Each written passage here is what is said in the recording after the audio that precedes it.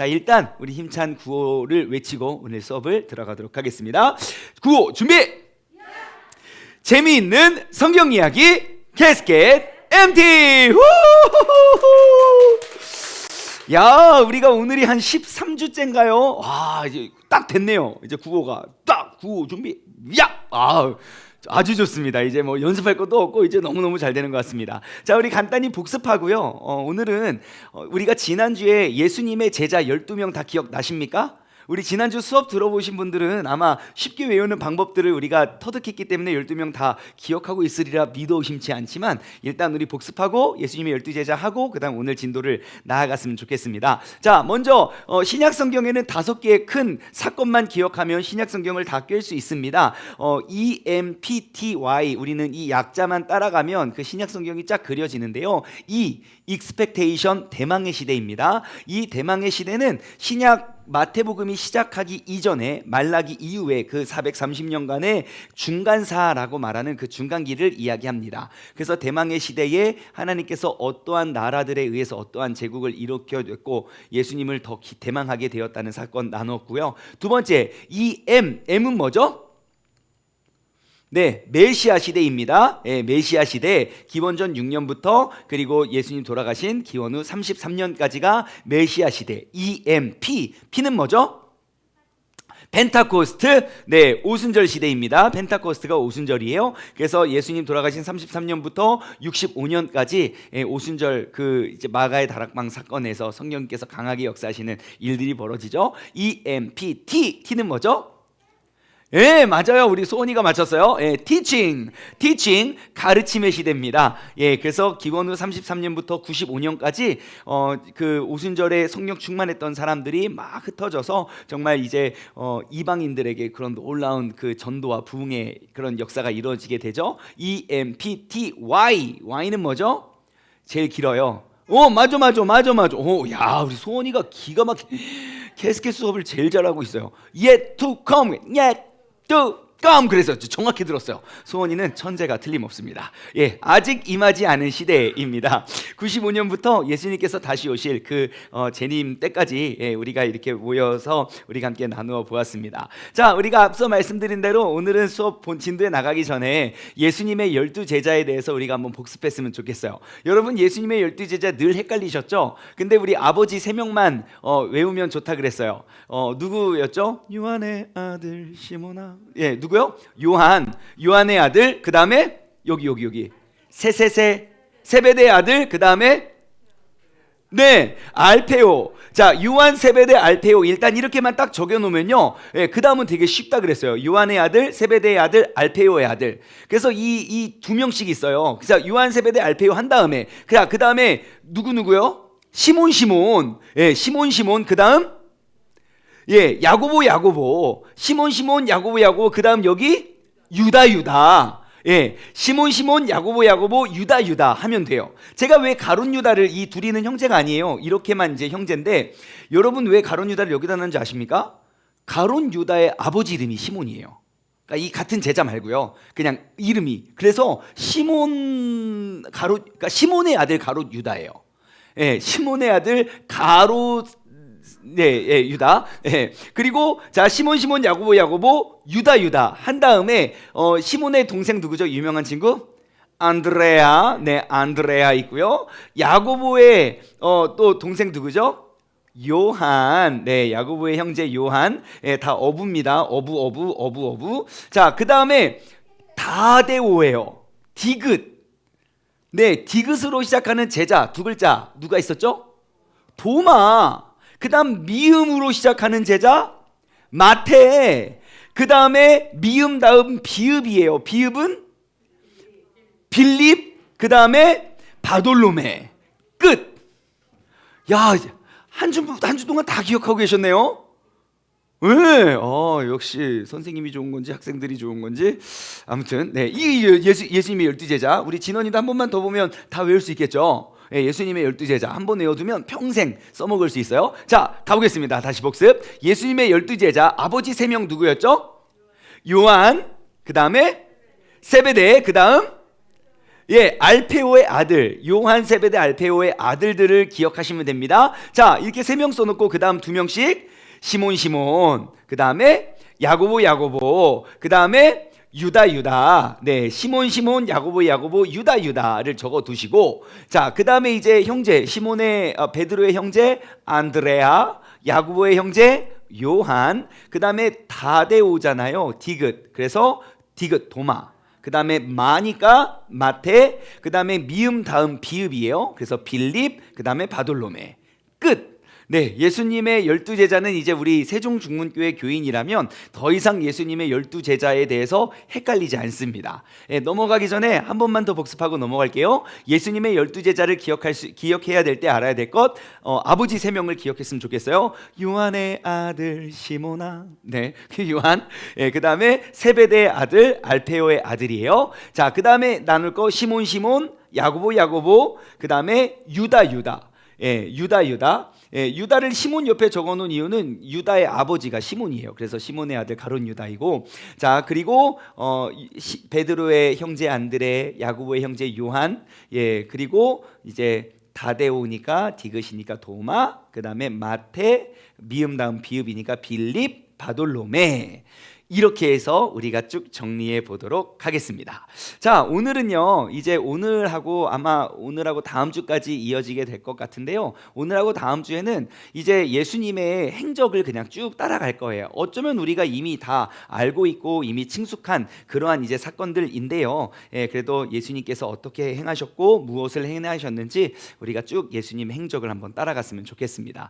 자, 함께 읽어볼까요? 시작. 하나님 나라에 대한 예수님의 가르침 반대가 거세지다. 예, 여러분, 예수님께서는 공생애를 쭉 이렇게 보내시면서 굉장히 이렇게 과감한 주장을 많이 펼치십니다. 그러니까 다시 말해 기존에 하나님을 믿는 모든 사람들이 지켜왔던 그런 모든 가르침들을 그냥 그대로 순종하며 따라갔던 게 아니라 하나님의 모습으로 내가 하나님의 아들이다 라고 말하면서 아버지의 뜻은 이것이다, 그러니까 너희는 따르라, 너희가 잘못 알고 있다 라고 어찌 보면 그들이 알고 있는 것들에 굉장히 이제 반박을 하는 그러한 모습이었던 것입니다. 그래서 예수님의 가르침, 예수님의 주장들은 이제 하나님의 나라가 이제 가까웠다, 그리고 내가 바로 약속된 메시아이다, 왕이다, 그리고 하나님의 아들이다, 인자, 사람의 하나님이지만 인자, 사람의 몸으로 온 사람이다. 그리고 이제 예언적 표적으로 계속 하나님 나라를 우리가 쭉 입증하고, 그리고 이제 지난주까지 우리가 나눠보았던 비유를 참 많이 들었어요. 혹시 여러분 기억나십니까? 비유에서 2가지를 발견하라고? 기억 안 나시죠? 예. 첫 번째는 무엇이냐면 모든 비유 속에 그 비유 속에 나타나는 예수님이 누구인가? 예, 비유 속에서 예수님은 어떠한 모습으로 나타나고 있는가라는 것. 예, 예수님은 어떠한 모습인가? 두 번째는 그러면 그 비유 속에 우리에게 요구되는 행동은 무엇인가?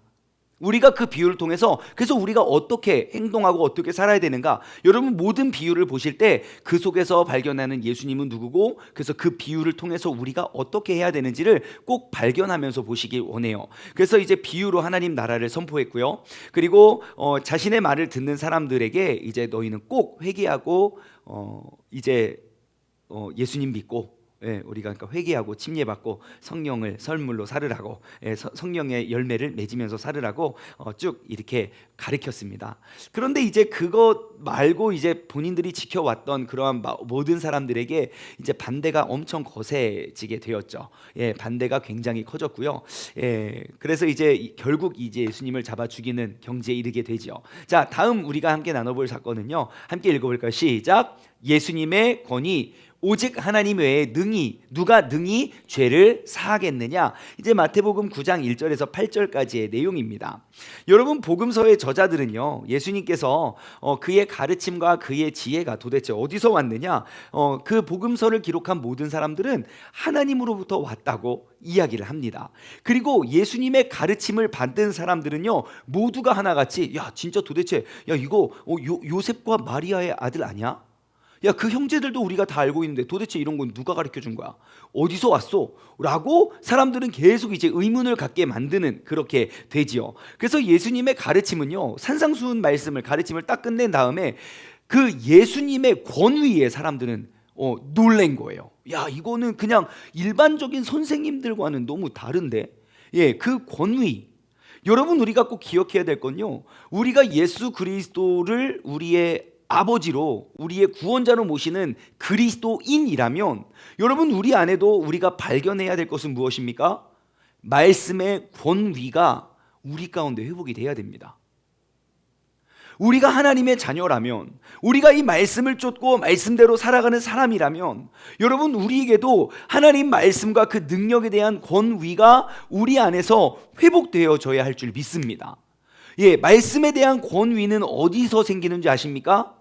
말씀을 삶으로 살아가는 곳에서 나옵니다.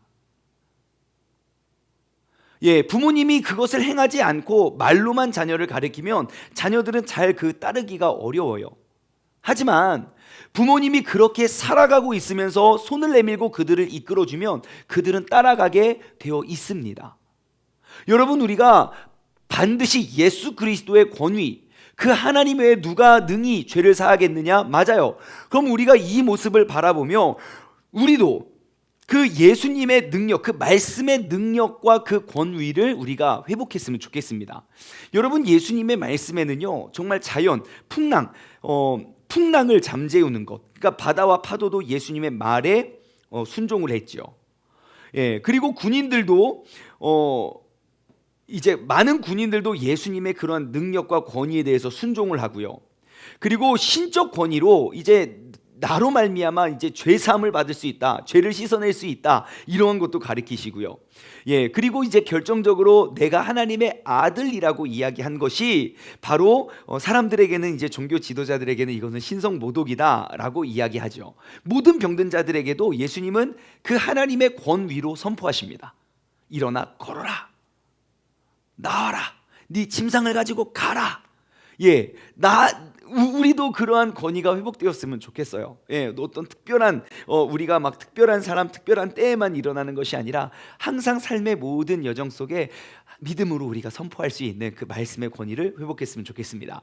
자, 다음은요, 함께 읽어볼까요? 시작. 인자는 안식일의 주인이라. 그래요. 인자, 사람인의 아들 자자죠. 예수님은요, 정말 100% 인간의 모습으로 이 땅에 오셨습니다. 이제 마태복음 12장의 내용입니다. 예수님은요, 이제 게다가 사람들에게 이제 큰 논란이 되고 있는데, 게다가 이제 자신이 안식일의 주인이라고 말씀하시면서 엄청나게 이제 과감한 행동을 하십니다.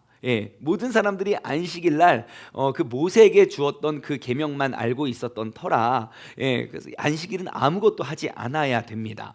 여러분들, 유대인들을 보면 심지어 안식일을 얼마나 열심히 지켰냐면요, 안식일은 일이라고 생각하는 것은 어떠한 일도 하지 않았어요.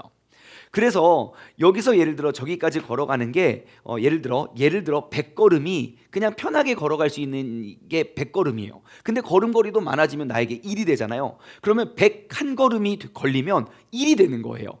그래서 100걸음 이내에 예배당을 하나씩 세웠습니다. 안식일을 온전히 지키기 위해서 내가 그 일일 되지 않는 범위까지만 하는 거예요. 그래서 그 전통에 따라서 천주교는요, 성당은 지금도 딱 그 거리가 딱딱딱 있어요. 그 안에 가기 위해서 이런 전통을 지키는 거죠. 그래서 이제 그들은 그렇게 정확히 율법을 지켰었거든요. 근데 갑자기 하나님의 아들이라는 사람이 딱 오더니 자신이 이제 안식일의 주인이라고 그러면서 이제 예수님뿐만 아니라 그 제자들도 안식일 날 해서는 안 될 일들을 이제 쭉 하게 되죠. 음식도 먹기도 하고 병도 고치기도 하고. 근데 어찌 보면 예수님께서는 일부러 그들에게 이 안식일의 진짜 의미를 가르쳐 주기 위해서 안식일에 알면서 그러한 이적들을 행했던 것 같습니다. 왜냐하면 오직 사람들은 그래요. 오직 하나님만이 안식일을 어기지 않고도, 그 하나님은 안식일을 지킵니까, 안 지킵니까? 유대인들에게 있어서 모든 인간들은 안식일을 꼭 지켜야 돼. 아무 일도 하면 안 돼요. 밥도 해도 안 되고, 그죠? 그냥 떨어져 있는 전날 준비한 음식을 먹고. 그러면 하나님은요? 하나님 안식일 쉬셔야 돼요, 일하셔야 돼요? 하나님 일 쉬면 우리 다 숨은 못 쉽니다. 일단 지구가 마비되고 멈추니까. 그러니까 이제 그 유대인들의 마음속에는 오직 하나님만이 안식일을 어기지 않고 우주 만물을 다 지키고 자기 백성들에게 공급하시는 그 일들을 하고 있을 거라고 믿었어요. 그러면 예수님은 하나님의 아들이고 곧 하나님의 본체시니까 이 땅에 오셔서 예수님은 어떻게 해야 됩니까? 안식일에도 행하실 일들을 행하는 게 어찌 보면 너무너무 당연한 거예요. 그래서 하나님이 직접 행하시는 일은 안식일을 어기는 게 아니었습니다. 다시 말해 예수님께서도 그 안식일의 의미를 제정하시는 그러한 역할을 감당하시게 되시죠. 여러분, 예수님께서 안식일에 대해서 이렇게 안식일에 쉬지 않고 일을 하시면서 논란이 굉장히 커졌습니다. 사람들로 하여금 그런 마땅히 당연히 지켜왔던 것 그 기본조차 지키지 않으니까 어떻게 그가 우리의 그리스도가 될 수 있냐? 저렇게 율법도 지키지 않고 안식일도 지키지 않는 사람을 우리가 어떻게 따를 수 있냐라고 무시를 하기 시작한 거죠. 그래서 이제 그런 이제 논란이 점점 커지게 되었고요. 하지만 예수님께서는 안식일 날 이제 제자들에게 음식도 나눠주시고요, 이제 병도 고치시고, 그리고 그러한 일들을 행하시면서 무엇을 보여주길 원하셨습니까? 내가 하나님의 아들이라. 내가 바로 인자가 바로 그이라고요. 안식일의 주인이라고요. 안식일의 주인들은 안식일 날 쉬지 않는다는 것이죠. 자, 그 다음에 이제 또 예수님께서 보여주신 행위는요, 함께 읽어보겠습니다. 시작. 예수님께서 죄인들을 반기시고 잃어버린 자들을 되찾으시다. 예수님께서는 이제 죄인들을 반기시고 잃어버린 자들을 되찾으십니다. 누가복음 15장의 내용인데요. 여러분, 누가복음 15장에는 세 개의 큰 비유가 있습니다. 잃어버렸다가 되찾은 비유, 혹시 아십니까? 잃어버렸다가 되찾은 비유, 어떤 비유가 있죠? 나냐?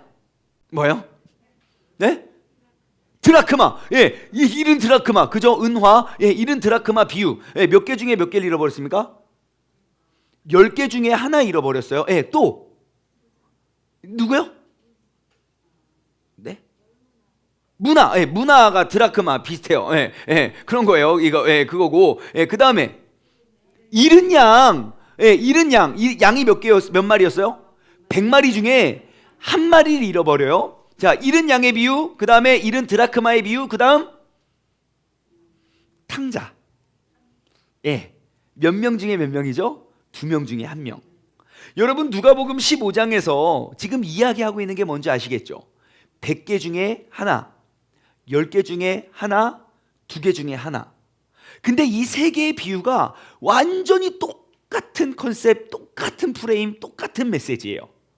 하지만 똑같은 이야기를 3번이나 반복하는 이유는 무엇이겠습니까? 한 장 안에 그것이 얼마나 중요한지 점점 그것을 좁혀 오시죠. 여러분, 예수님께서 이 땅에서 오셔서 하셨던 그 사역 가운데 하나는요, 예수님께서 계속 하셨던 거, 버려진 자들 그리고 죄인들을 반기는 거였어요. 어찌 보면 예수님께서 찾아가신 사람들 한번 보십시오. 예수님이 쫓아다닌 사람들은요, 하나같이 다 아프거나 병들거나 힘들거나 괴롭거나 버려졌거나 그런 사람들을 예수님께서는 찾아다녔어요. 내가 의인을 구하러 온 것이 아니라 죄인을 구하러 왔다. 그러면서 그들과 늘 함께 하시길 원하셨거든요. 다시 말해, 어찌 보면 예수님은요, 진짜 이 도피성의 사명을 너무 능히 그리고 귀히 잘 감당하셨던 분임을 우리는 알 수 있습니다. 그러면 왜 예수님은 그 죄인들을 반기셨습니까? 예수님이 죄 제일 싫어하시잖아요. 그럼 죄인들 제일 미워야 되는 거 아닙니까? 야, 내가 진짜 죄 제일 싫어하는데, 제일 민감한데. 그러면은 야, 너 좀 야, 회개 좀 하고 와. 여기 죄를 하나도 나면서부터 죄를 짓지 않은 사람이 여기 있었군요. 그래야 정상 아닙니까? 근데 예수님 왜 이러셨어요? 왜 죄인들을 반기셨습니까? 여러분 명확히 기억하십시오. 이건 우리가 그대로 배워야 될 대목인데요. 예수님은요, 죄를 미워하셨지 죄인을 미워하지 않으셨어요. 예수님은요, 죄를 미워했지만 죄인은 사랑하셨어요. 그래서 그 죄인들의 죄를 씻어서 주님 품으로 돌려오는 것이 예수님께서 이 땅에 오신 목적이라는 사실을 기억했으면 좋겠어요. 그래서 우리 교회가 도피성을 외치는 이유가 무엇입니까? 우리도 죄를 미워해야지 죄인들을 미워하지 않아야 된다는 거예요. 그래서 어떠한 죄의 모습이라도 우리가 그들을 사랑해서 예수 그리스도의 보혈의 능력으로 그 죄를 씻어내야 된다는 거예요. 그래서 예수님은요, 그 시대의 모든 사람이 죄인이라고 여겼고 죄인이기 때문에 가까이 지내지 않았던 세리들, 그러한 창녀들도 예수님은 그들과 함께 거닐면서 그들의 친구가 되어주셨다는 사실을 여러분 꼭 기억하시기 바랍니다. 그러면서 예수님은 함께 그 죄인들과 함께 식탁교제를 나누죠. 아름다운 행복한 화목한 식탁교제. 마태를 제자로 부르실 때도 마태 그 세리들이 많은 곳에서 마태를 불러서 같이 식사를 나누고 제자로 삼으시고요. 그리고 삭개오, 세리의 장입니다. 그 세리 장인 삭개오도 함께 화목한 시간을 보내면서 공동체를 이루셨다는 거예요. 여러분, 그래서 우리 교회에 이제 도피성 교회가 도대체 무엇인가 라고 예전에는 참 물음표가 많이 던져졌는데 이제는 그 물음표가 하나씩 우리가 느낌표로 바뀌어지고 있는 것 같아요. 항상 죄인들과 그 세리들, 사람들은 비난하고 조롱하고 손가락할지 몰라도 정말 예수님께서 그러하셨다면 우리도 능히 그러한 사역을 감당하여 그들과 함께 아름다운 공동체를 통하여 온전히 그들의 몸이 회복되었으면 좋겠습니다. 말씀 하나 찾아볼까요? 마태복음 9장 12절과 13절. 마태복음 9장 12절과 13절 말씀을 보면요, 예수님께서 이렇게 명확하게 말씀하고 계십니다.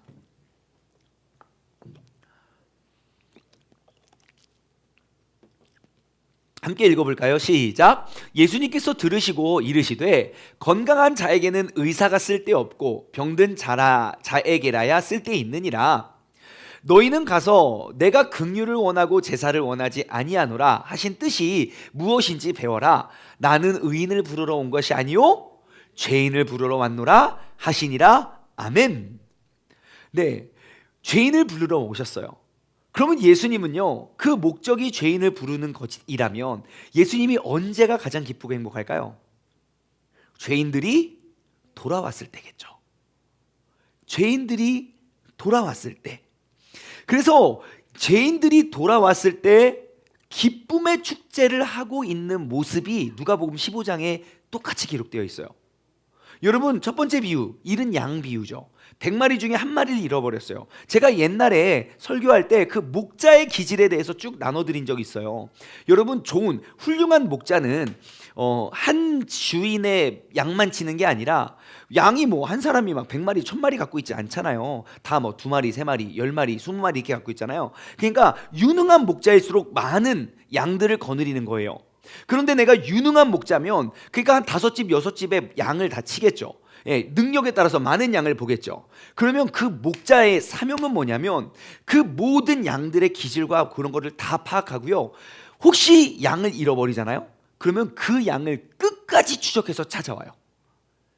그게 훌륭하고 유능한 목자의 기본 자질이에요.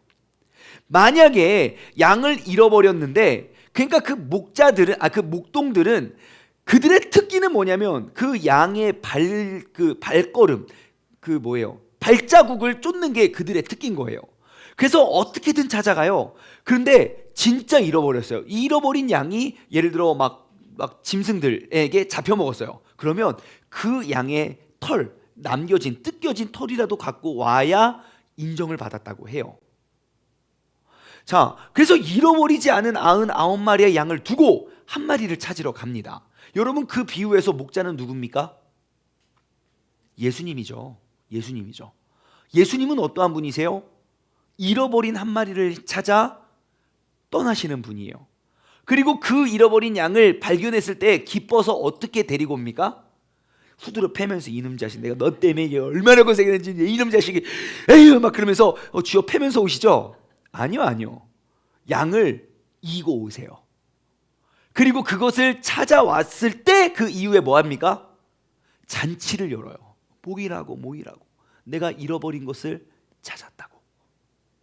그 다음에 이제 카메라는 더 이게 쭉 이렇게 줌을 당깁니다. 줌을 쭉 당겨서 두 번째 비유는 잃어버린 것 중 잃어버린 드라크마. 예, 그 드라크마 비유가 나오죠. 한 여인이 있는데요. 그 여인에게 동전이 10개가 있었어요. 근데 그 동전은 은 동전이에요. 그러니까 다시 말해 좀 시골에 사는 사람들에게는 너무너무 귀중한 것이죠. 예, 그것을 하나를 잃어버렸어요. 그러니까 이걸 잃어버리니까 어떻게 합니까? 하던 일을 멈추고 불을 다 켜고 샅샅이 뒤져서 그거를 찾아요. 언제까지 찾습니까? 찾을 때까지 찾습니다. 예, 여러분, 이 여인도 이 비유에서는 예수님은 누굽니까? 그 여인이겠죠. 그럼 예수님은 어떠한 분이십니까? 내가 잃어버린 걸 아는 그 순간부터 찾을 때까지 그 영혼들을 찾아다니시는 사람입니다. 여러분, 완전히 다른 이야기 같지만 이 비유 모두 다 죄인이 회개하여 돌아왔을 때 천국의 기쁨과 잔치가 누려진다는 걸 알 수 있습니다. 카메라는요, 누가복음 15장의 카메라는 더 땡깁니다. 줌을 쭉 땡겨서 이제 100개 중에 하나, 10개 중에 하나가 아니라 이제 2개 중에 하나입니다. 어떤 아버지에게는 2명의 아들이 있어요. 예. 그런데 이제 그 항상 이제 사고는 첫째가 칩니까? 둘째가 칩니까? 대개 그렇습니다. 예, 대개 첫째는 착하고요. 둘째가 그쵸, 발랄해요. 활발해요. 항상 둘째. 저희 집안에도 그런 것 같습니다. 예, 둘째가 발랄해요. 네. 그래서 이 둘째가 아버지한테 나에게 분깃을 달라 그래요. 여러분, 그 살아있는 아버지에게 나에게 유산을 물려달라는 것은 무엇을 의미하냐면요. 이제 아버지, 제가 봤을 때 아버지 이제 좀 가실 때가 된 것 같은데, 혹은 아버지 조금 이제 이게 아무튼 정상적인 생각과 사고를 하기가 어렵다고 사료가 되니 조금이라도 멀쩡하실 때 우리에게 분깃을 나눠주세요라는 거예요. 그러니까 자녀가 찾아와서 아비인 나에게 분깃을 나눠달라는 말은 엄청난 모욕입니다. 근데 그 아버지는 나눠줍니다. 요구한 대로. 그래서 그 아버지의 재산을 나눠서 그 아들에게 줄 것, 둘째 아들에게 줘야 될 만큼을 줍니다. 근데 이놈 자식이 며칠 동안 뭐라고 다닙니까? 예? 그거 팔고 다녀요. 재산은 다 현금이 아닐 거예요. 대개는 뭐 땅이고 짐승이고 뭐 이런 보석이고 이런 것들이 재산으로 갖고 있었을 거 아니에요. 그걸 주니까 요 며칠 새에 금매하는 거예요, 진짜로. 그래서 그것을 다 현금화 시켜요. 그리놓고 집을 나갑니다. 아버지에게 재산을 달라고 한 것도 큰 모욕이지만 내가 평생 모아두었던 그 재산을 저렇게 쉽게 팔아버리는 아들을 봤을 때 아버지의 마음은 어떻겠습니까? 그죠? 눈을 패야죠. 그죠? 다리몽댕이를 부러뜨리고. 그런데 이 아버지는 어떻게 합니까? 그가 원하는 대로 보냅니다. 갔더니 뭐 고생을 엄청 하죠. 고생을. 세상은 그렇게 만만하지 않거든요. 그래서 이제 고생하다가 정말 그 돼지들이 먹는 그런 쥐염 열매들 막 그런 거 주워 먹기도 너무너무 벅차고 힘들었을 때 누가 생각납니까? 아버지가 생각났다기보다는 아버지의 집에서 일하는 종들이 생각난 거예요. 그 사람들은 그래도 밥은 잘 먹고 사는데, 그 사람들은 그래도 쌀밥 먹는데 난 이게 뭐냐? 그래서 돌아가겠다고 결심을 하고 깨닫고 결심하고 그리고 돌아갑니다. 여러분, 회개는 바로 그런 거예요. 깨닫고 인식하는 것에서 회개가 그치면 안 돼요. 돌아가야 됩니다. 그래서 힘차게 아버지의 집으로 딱 돌아오는데 세상에 아버지가 뭐 하고 계십니까? 그 아들을 기다리고 계세요. 언제 오나 이제나 저제나 계속 기다리다가 여러분, 그 아들이 왔을 때 아들이 아버지를 알아봅니까? 아버지가 아들을 알아봅니까? 아버지가 아들을 알아봐요. 근데 사실 아버지는 늘 집에 계셨기 때문에 아마 집을 나간 그 기간은 제가 알 수 없지만 그게 뭐 한 달이 됐든 1년이 됐든 2년이 됐든 아버지는 그 모습 그대로일 거예요. 뭐 주름살 하나가 더 늘었겠죠 뭐. 그죠? 그런데 아들은 어떻습니까?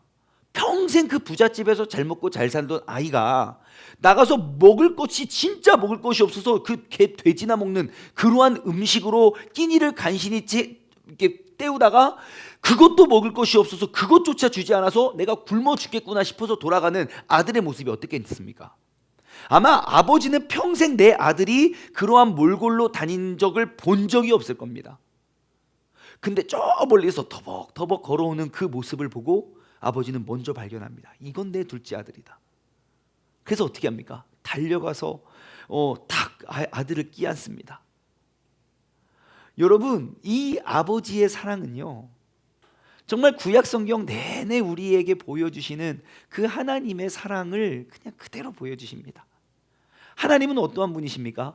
우리가 돌아오기만을 기다리고 계세요. 애타게. 이제 돌아오려나 저제 돌아오려나 이제나 저제나 우리가 돌아오기만을 하나님은 기다리고 계세요. 여러분, 우리가 여호와께 돌아가면 됩니다. 그것이 그 죄악이 파다했던 그 북이스라엘 남유다 모든 백성들에게 주님께서 원하셨던 건 그들이 돌아오기를 원하셨던 거예요. 너희들이 얼마나 죄를 짓고 무슨 걸 했고 뭘 했고 따지고 묻지도 따지지도 않습니다. 그리고 정말 그렇게 죄악이 많이 있었던 때에도 그들이 주님께 시선을 돌려 내가 옛사람, 옛것, 쾌락과 그것들을 위해서 따라가던 시선에서 이제 주님께로 시선을 돌려 내가 나아가는 모습, 그들의 기도를 또 들으시고 응답해 주시는 분이 우리 하나님 아버지라는 걸 우리는 구약 성경 내내 배웠어요. 여러분, 지금 이 잃어버린 아들의 비유는 바로 그런 것입니다. 내가 주님께 돌아가요. 아버지께 돌아가요. 그 집까지 이르르지 않아도 아버지께서는 나를 큰 사랑으로 우리를 안아주십니다. 그래서 그 아들이 준비했던 멘트를 이제 하죠. 아버지, 사실 제가 이렇게 아버지 종으로 말이 끝나기도 전에 아빠가 어떻게 합니까? 그를 껴안고 그리고 옷도 입히고 신발도 신기고 반지, 그 신분을 상징하는 그런 모든 것들을 싹 바꿔두세요. 그리고 뭐 합니까? 잔치를 벌입니다. 단둘이요? 아니요. 모든 사람들 다 불러 모아서. 여러분 아시겠습니까? 누가복음 15장에 이 새 예수님은 죄인들을 반기시고 잃어버린 자를 찾기 위하여 오셨다. 우리가 이 예수님의 모습을 알면 우리가 전도하는 게 얼마나 귀한지 우리는 알아요. 한 영혼을 되찾는 것이 얼마나 소중한지. 우리가 여기서 잃어버린 영혼을 그냥 되찾는 것이 하늘에서는 우와, 잃어버렸던 충만이가 돌아왔, 지금 그러고 계신다니까요. 그럼 우리는 왜 이렇게 전도를 해라 해도 안 합니까? 우리가 그 예수님의 마음을 몰라서 그래요. 예수님이 그 잃어버린 영혼을 되찾았을 때 얼마나 기뻐하실 줄 알았더라면 우리는 가만히 집에서 뭐 감이 떨어지든가 왜 안 떨어지냐, 아직 때가 아닌가 보다 하고 있진 않을 거예요. 지금 이 순간에도, 오늘 이 하루에도 40여 명의 사람이 목숨을 끊은 거 아십니까? 그들의 운명이 기고해서 그들이 죽음을 선택해야만 하나요? 아니요. 여러분, 그래서 교회에서 계속 전도하자 하는 이유와 그 목적이 바로 거기에 있는 거예요. 우리가 다시금 그 예수님의 마음을 돌아보았으면 좋겠어요. 그래서 예수님께서는 그 많은 무리들, 많은 공동체들을 불러서 또 그 기쁨의 잔치를 합니다. 근데 거기에 오지 않는 한 사람이 있죠. 모두를 초청했는데 차마 그 집에 들어가지 못했던 한 사람이 누굽니까? 형이요, 형. 그때 그 아버지는 비로소 깨닫습니다. 나는 둘째만 잃어버린 게 아니었구나. 나는 첫째도 잃어버렸구나. 아버지가 뭐 하시는지 아십니까? 둘째를 놔두고요, 또 첫째를 찾으러 갑니다. 기가 막혀요. 또 그 잃어버린, 같은 곳에 살고 있었지만 그 마음속으로 잃어버린 그 첫째를 찾으러 가요. 그래서 같이 우리 이 기쁨의 잔치에 참여하자고 권면하시죠. 여러분, 예수님, 이 비유 속에서 예수님은 어떠한 분으로 나타나고 있습니까? 아버지죠, 아버지. 잃어버린 자들을 구원하기 위하여 오신 아버지. 그럼 우리에게 요구되는 건 뭡니까? 이 비유를, 이 누가복음 15장 세 가지 비유를 통해서 우리에게 요구된 행동은 무엇입니까? 예수님과 함께 기뻐하는 것. 그 영혼 구원, 여러분, 우리가 그 잃어버린 양들을, 잃어버린 영혼들을 우리가 되찾았을 때 가장 크게 기뻐하고 가장 큰 축하와 축복을 해야 되는 존재임을 기억했으면 좋겠어요.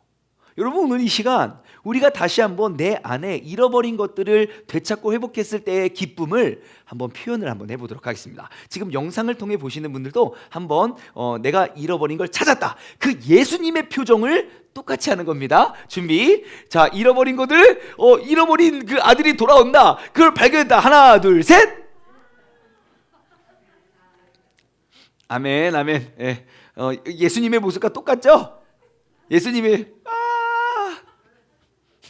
좋네, 잘 왔다. 아니에요. 그죠? 그러니까 여러분 봐보십시오. 그쵸? 보세요. 우리가 이 예수님의 마음에 합해지면요, 신앙생활이 기뻐질 수밖에 없어요.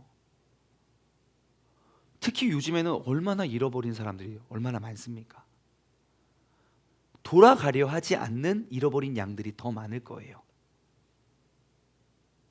그렇기 때문에 우리는 더욱더 그 예수님의 마음을 깨달아 우리가 그 잃어버린 것들을 회복하며 찾아갈 수 있는 우리 모두가 되었으면 좋겠습니다. 자, 이제 다음 함께 읽어볼까요? 시작. 베드로가 가이사랴 빌립보에서 예수님을 하나님의 아들 메시아로 고백합니다.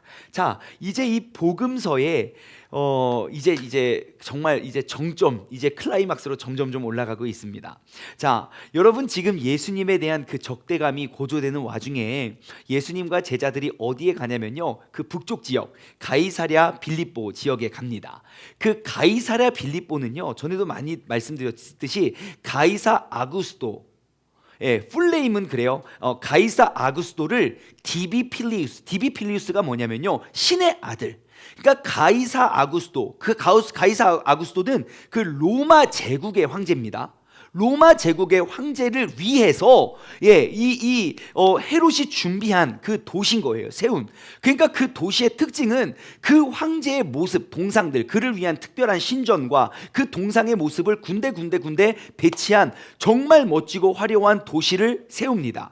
그래서 그 헤롯 대왕의 아들 헤롯 빌립 기억나십니까? 성경의 5명의 헤롯 대왕 기억나시는 걸로 믿고 있겠습니다. 자, 그래서 헤롯의 아들 그 헤롯 빌립이 다스리고 있던 그 영토입니다. 정확한 위치는 갈릴리 바다, 그 이제 우리 지형 알죠? 저 위에 갈릴리 바다에서 북단으로 한 40km 정도 올라가면 이 가이사랴 빌립보 지역이 있습니다. 그때 아마 예수님과 제자들은 그 빌립보 지역에 딱 들어가서 이제 많은 그 카이사르의 황제의 그 이제 동상들을 쭉 이렇게 보시면서 예수님이 묻죠. 뭐라고 하십니까? 야, 사람들이 나를 누구라고 하느냐?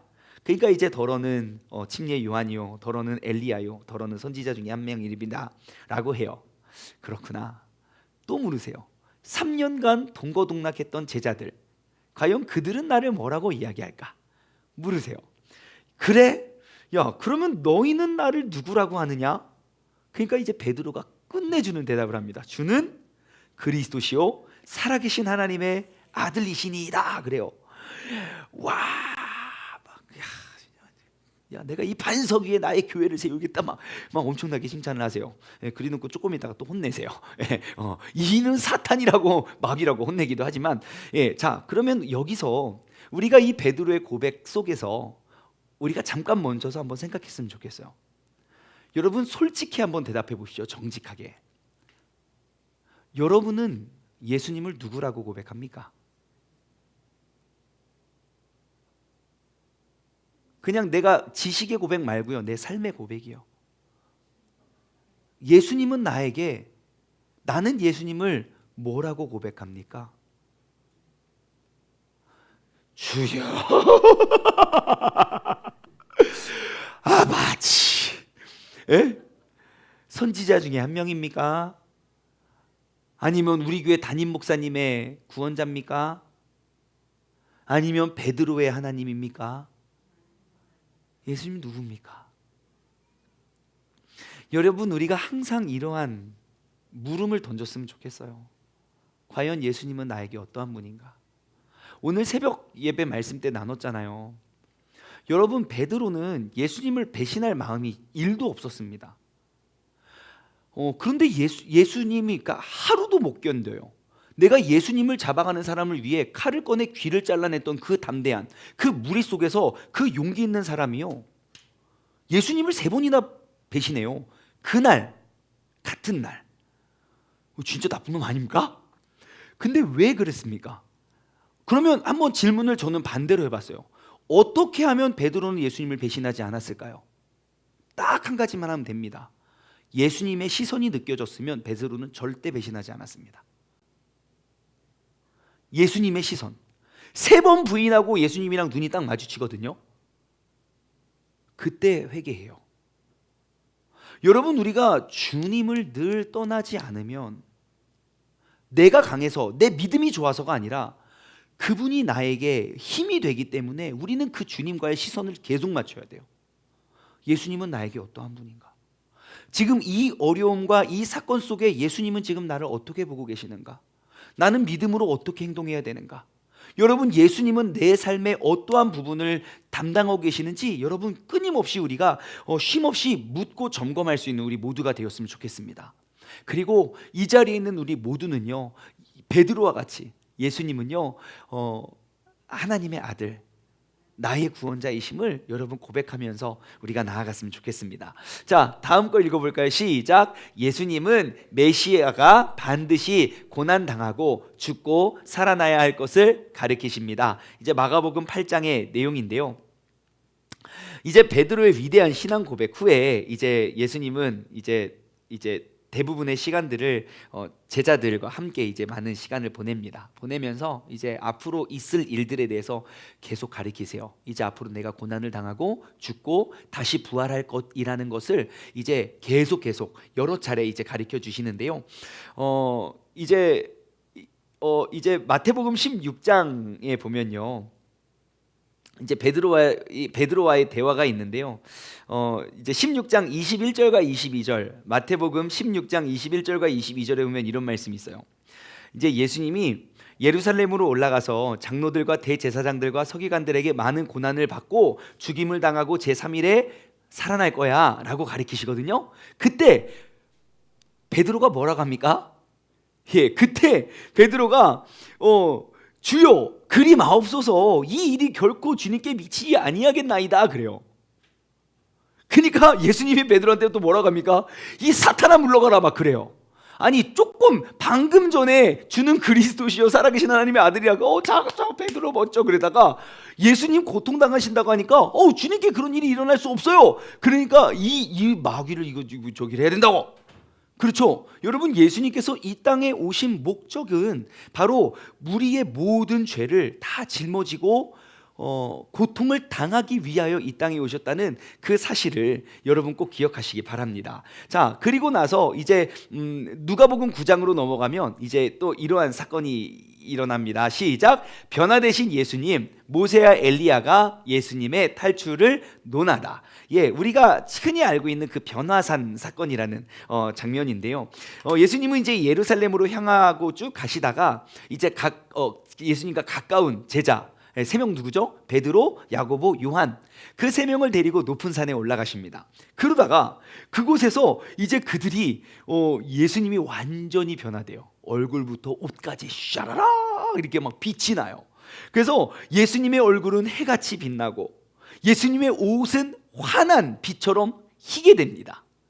그러면서 이제 거기서 엘리야도 보고 그리고 모세도 만나면서 막 여기가 좋사오니 우리 그냥 여기서 살겠습니다 라고 이야기를 해요. 그래서 여러분, 예수님께서 이렇게 변화된 그런 모습은 우리 캐스켓 차트에는 이제 그 모세의 그림, 이 바다가 갈라지는 그림이거든요. 그래서 이제 모세의 출애굽처럼 우리가 정말 죄와 사망 속에 있었지만 예수 그리스도로 말미암아 우리는 새로운 하늘나라에 우리는 갈 수 있는 두 번째 출애굽을 의미하는 것에서 이제 그 그림을 우리가 그렸어요. 근데 그 변화산에서 하나님의 음성이 들리죠. 이제 음성이 뭐라고 들립니까? 이는 내 사랑하는 아들이요 내 기뻐하는 자니 너희는 그의 말을 들어라. 마태복음 17장 5절 말씀. 근데요, 이사야 42장 1절, 마태복음 3장 17절에도 하나님께서는 이는 내 사랑하는 아들이라고 계속 우리에게 말씀해 주고 있다는 사실을 우리는 알 수 있습니다. 그래서 예수님은 또 이제 예수님의 그 구약의 예언을 성취하시면서 예루살렘으로 입성하시게 되죠. 다음 거 읽어볼까요? 시작. 하나님 나라를 주회하시는 예수님, 나중된 자로서 먼저 되고 먼저 된 자로서 나중되리라. 이제 예수님은 이제 예루살렘에 점점점 가까워지십니다. 그러면서 이제 계속해서 앞으로 일어날 일과 그리고 우리가 가야 할 그 하나님 나라에 대해서 계속 설명을 해주십니다. 계속 이제 주의를 해주시는데, 그래서 이제 너희가 조심해야 될 거는 세상적인 야망을 조심해라. 부자가 천국에 가는 게 어렵다. 그러면서 우리에게 또 강조하는 건 무엇이냐면 이제 너희가 커지고자 하느냐 위대해지고자 하느냐 그러면 다른 사람의 종이 되어야 한다고. 종이 되어서 그들을 섬겨야 된다고. 어린아이와 같이 겸손해져야 된다고. 그 성공의 기준을 바꿔버립니다. 그리고 우리가 새벽 예배 때 나눈 것처럼 예수님은 실제로 그 모습을 보여주십니다. 가장 천한 자가 담당하고 있던 가장 더러운 발을 예수님께서 친히 무릎을 꿇고 씻어주시죠. 그러면서 이제 예루살렘, 그러니까 내가 이제 그 하나님의 모든 사역을 성취하기 위해 한 걸음 한 걸음 가면서요, 예수님은 이제 계속 가르쳐 주십니다. 그래서 이제 또 이제 비유를 또 들죠. 그래서 이제 나쁜 우리가 이제 물질을 사랑하지 말라고 그런 것도 말씀하시고, 그러면서 이제 약속한 이 처음 된 자, 나중 된 자, 처음 된 자 그 비유를 드시죠. 일꾼이 밖에서 오전에 또 돌아다니다가 나랑 같이 일하면 돈을 주겠습니다. 낮 12시에 가도 여기 놀고 있으면 어떻게 해요? 와서 일하세요. 돈 줄게요. 또 오후 3시쯤 가서 여기서 일하면 어떻게 돼요? 돈 줄게요. 그래서 이제 돈을 받는데 한 달란 이렇게 약속된 돈을 딱딱딱 받는 거예요. 그런데 이제 나중에 먼저부터 온 사람이 돈이 똑같은 거예요. 저기요, 이거 뭐 좀 계산이 잘못된 것 같은데요. 저 사람 온 지 얼마 안 됐는데 왜 우리랑 똑같은 돈을 받습니까? 그때 주님께서 이야기하죠. 나중된 자로서 먼저 될 수 있고 먼저 된 자로서 나중될 수 있다. 여러분, 주님께서는 우리에게 약속하신 건 그 구원입니다. 그럼 사람들은 그래요. 나 그럼 너무 일찍 믿어가지고 세상적으로 너무 손해를 많이 봤어요. 아니요. 여러분, 주님께서 우리에게 원하시는 요구는 간단합니다. 우리가 거룩하게 살아가기를 원하세요. 세상의 그 모든 죄와 그 더러운 때를 묻히고 살기를 원하시는 게 아니라 우리의 그 거룩함을 유지하기 위해서, 우리가 거룩하게 살아가는 것이 하나님이 가장 기뻐하시는 일임을 여러분 기억하시기 바랍니다. 큰 제목이 또 들어가니까 오늘은 여기까지만 나눌까요? 그러면 한번 우리가 쭉 복습하고 오늘 수업을 마치도록 하겠습니다. 자, 예수님의 12제자, 요한의 아들, 세베대의 아들, 알페오의 아들, 자, 그 다음에 누구? 시몬, 그 다음 야고보, 그 다음 유다. 자, 그 다음에 시몬 베드로의 형제 안드레, 야고보의 형제 요한. 그 다음에 여기 디귿이 있네요. 그래서 도마, 그 다음 마가 있네요. 마태. 미음 다음 비읍이에요. 비읍은 빌립과 바돌로메오. 12명의 제자들. 이제 너무너무 쉽죠? 이제 더 이상 헷갈리지 마십시오. 자, 그래서 이제 오늘 나눠본 거, 하나님 나라에 대한 예수님의 가르침에 반대가 거하셨지만 예수님은 그 하나님의 권위로 누가 그럼 능히 이 죄인을 사하겠느냐 말씀하셨고, 인자는 그 안식일의 주인이다. 주인이기 때문에 안식일을 범하는 개념이 아니고 항상 그것들을 안식일 날도 계속 하나님의 사명은 이루어지고 있고, 내가 곧 하나님이니 하나님의 아들이니 안식일의 주인이라는 걸 가르쳐 주셨고, 예수님께서 죄인을 반기지 않고 잃어버린 자들을 찾기 위해서 누가복음 15장에 3가지 뭐요? 양과 잃어버린 양의 비유, 잃어버린 드라크마의 비유, 잃어버린 아들의 비유 나눠봤고요. 베드로가 또 하나님의 아들이라 메시아로 고백했고, 우리도 늘 주님은 어떠한 분인가 늘 우리가 고백할 수 있는 사람 되길 원하고, 메시아가 반드시 고난당하고 살아나실 것이다. 그리고 변화되신 예수님, 그 변화산 사건을 통해서 다시 한번 그 출애굽을 연상시키게 하셨고요. 그리고 나중된 자 먼저 되고 먼저 된 자 나중될 수 있다는 것. 어찌 보면 우리가 먼저 된 자일 수도 있어요. 아직 구원받지 않은 사람들에 의해서. 그렇다면 우리는 어떻게 살아야 될까요? 여러분, 우리가 더욱더 앞선 자로서 우리가 더욱더 많은 잃어버린 양들을 구해낼 수 있는 우리 모두가 되었으면 좋겠습니다. 기도하고 마치겠습니다. 하나님 아버지 감사합니다. 오늘 또 귀한 캐스켓 시간을 통해서 우리가 그 예수님의 행적을 쫓아갔습니다. 하나님 아버지, 예수님께서 이 땅에 오신 그 목적을 우리가 다시 한번 회복하길 원합니다. 우리가 지금 모여있는 이 시간은 내가 몰랐던 지식을 쌓는 시간이 아니라 예수님의 삶을 우리가 따라갈 수 있는 시간이 되길 원합니다. 아버지 하나님의 말씀을 듣고 순종하며 나아가서 정말 주님께 큰 기쁨이요, 정말 주님께서 이 땅에서 행하셨던 그 사역과 사명을 우리가 대신하여 그 남겨진 사명을 이루어 나갈 수 있는 우리 수요 성경 공부 모든 가족들 되게 하여 주옵소서. 감사드리오며 이 모든 말씀 살아계신 예수 그리스도 이름으로 기도드리옵나이다. 아멘. 주기도문으로 마치겠습니다.